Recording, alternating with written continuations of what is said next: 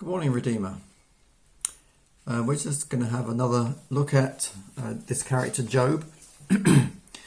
The book of Job is a fairly long book about a fairly short period of time in Job's life.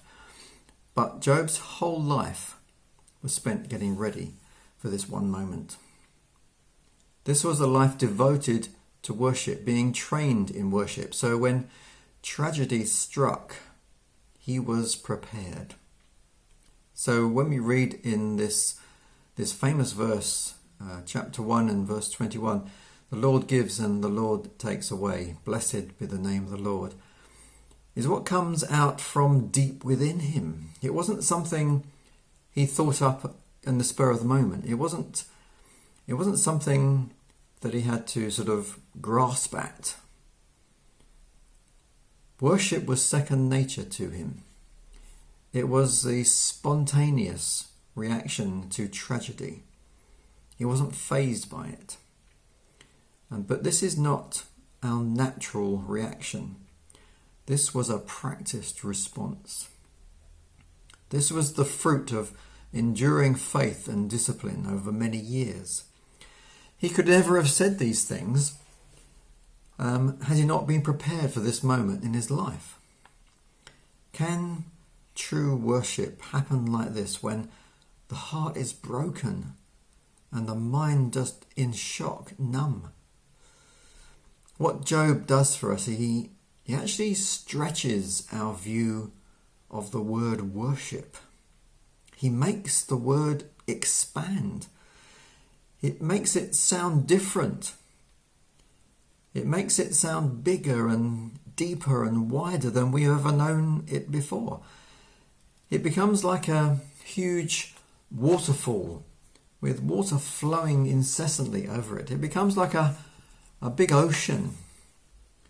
And we're going to throw any number of rocks and boulders into this ocean of tragedy and disaster.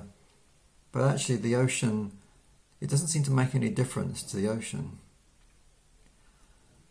And when the word expands, when this word worship expands, it means we expand with it. It gives us room to raise our hands, because as the word expands, we think, I can lift my hands. I've got room to lift my hands. It places our voice at the centre of a concert hall, so it echoes throughout the whole building. We have room to dance and exuberantly fall on our faces. So this is the amazing thing about this passage of Scripture. We discover this man's God is much, much bigger than ours. It also means there's a possibility that we too can know this magnitude of wonder. Job teaches us that God is bigger, much bigger, and much more mysterious than we have ever imagined him to be. So let's use this understanding to expand our view of worship. And let us expand as that word expands. Let our hearts expand to God. Our voices, our whole being be changed by this understanding. That's all for today.